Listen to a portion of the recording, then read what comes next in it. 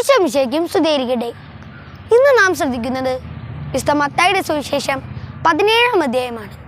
യേശുവിൻ്റെ ജീവിതത്തിലെ അതിപ്രധാനമായ ഒരു നിമിഷത്തെക്കുറിച്ച്. യേശു രൂപാന്തരപ്പെടുന്നു. നമുക്ക് ഈ തിരുവചനം ഒരു കഥയിലൂടെ ചിന്തിച്ചാലോ? ഡാ, നീ വരുന്നുണ്ടോ? നമുക്ക് ആ മലയിൽ പോയി കളിക്കാം, ബോസ്കോ ജോസഫിനോട് ചോദിച്ചു. ഞാൻ വരാം, എന്നാൽ പെട്ടെന്ന് തിരിച്ചു വരണം.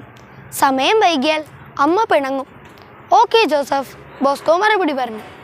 ഇരുവരും കൈകോർത്ത് മലയിലേക്ക് ഓടിക്കയറാൻ തുടങ്ങിയപ്പോൾ അവർ ഒരു പ്രകാശം കണ്ടു. 1 2 3 4 ജോസഫ് എണ്ണാൻ തുടങ്ങി.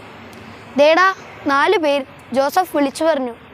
അല്ലടാ, 5ഉം 6ഉം ഉണ്ട്. ഒരാൾക്ക് നല്ല പ്രകാശമുണ്ടല്ലോ. അതില്ലേ ജോ? അത് നമ്മുടെ ജീസസ് അല്ലേ? ആണോ? എനിക്ക് മനസ്സിലായില്ല. അതെ, എപ്പോഴും കൂടെ നടക്കാറുള്ള 3 ചേട്ടന്മാരും കൂടെയുണ്ട്.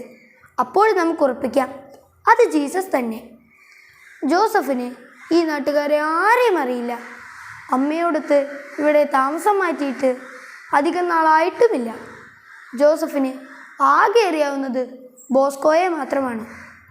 ബോസ്കോ പറഞ്ഞു, ജോക്കുട്ട, ദേ നോക്കി, ആ എൽഡർ വൺ, അതാണ് പത്രോസ് ചേട്ടൻ. പിന്നെയുള്ളത് യാക്കോബ് ചേട്ടനും യോഹന്നാൻ ചേട്ടനുമാണ്. ജോക്കുട്ട, നീ കേട്ടോ പത്രോസ് ചേട്ടൻ പറഞ്ഞത്?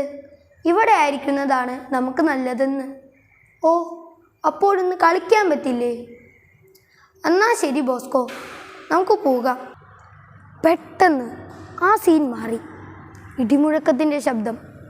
ഇവൻ എൻ്റെ പ്രിയപുത്രൻ, ഇവനിൽ ഞാൻ പ്രസാദിച്ചിരിക്കുന്നു, ഇവനെ നിങ്ങൾ ശ്രവിക്കുവിൻ. ശ്വാസമടക്കി ബോസ്കോ ജോസഫിനെ നോക്കി. ഇവൻ നല്ല പ്രാർത്ഥനയിലാണല്ലോ. അടങ്ങിയ ശബ്ദത്തോടെ ബോസ്കോ ജോസഫിനെ നോക്കി. ജോക്കുട്ട, ആ ചേട്ടന്മാരെല്ലാം നിലത്ത് വീണുവല്ലോ. അവർ വീണതല്ല, അവർ യേശുവിനെ ആരാധിക്കുന്നതാ. ആരാധനയോ? അതെന്താ? ബോസ്കോ സംശയം പ്രകടിപ്പിച്ചു. ആരാധനയിൽ എന്ന് വെച്ചാൽ ദൈവത്തെ സ്നേഹിക്കലാണ്, ദൈവത്തിന് വേണ്ടി ജീവിക്കലാണ് എന്നൊക്കെയാണ് അമ്മ പറഞ്ഞത്. അപ്പോൾ നമ്മുടെ ജീസസ് ദൈവമാണോ? അതെ, മോശയും ഏലിയായും പറയുന്നത് ഞാൻ കേട്ടതല്ലേ. ഏത്? ആ 5 and 6 എണ്ണത്തിൽ വന്നവരോ? നീ എങ്ങനെ കേട്ടു? അത് പിന്നെ പ്രകാശം വന്നപ്പോൾ ഞാൻ ഉള്ളു തുറന്ന് പ്രാർത്ഥിച്ചായിരുന്നു. അമ്മ പറഞ്ഞിട്ടുണ്ട്, പ്രാർത്ഥിച്ചാൽ ദൈവം നമുക്ക് എല്ലാ വഴിയും തെളിച്ചു തരുന്നു. ആണോ? നീ എന്താ കേട്ടേ? ബോസ്കോ, നാം യേശുവിനെ സ്നേഹിക്കണം, യേശുവിനെ ആരാധിക്കണം. കാരണം ഈശോ സ്വർഗത്തിൽ നിന്ന് നമ്മെ തേടി വന്ന ദൈവമാണ്.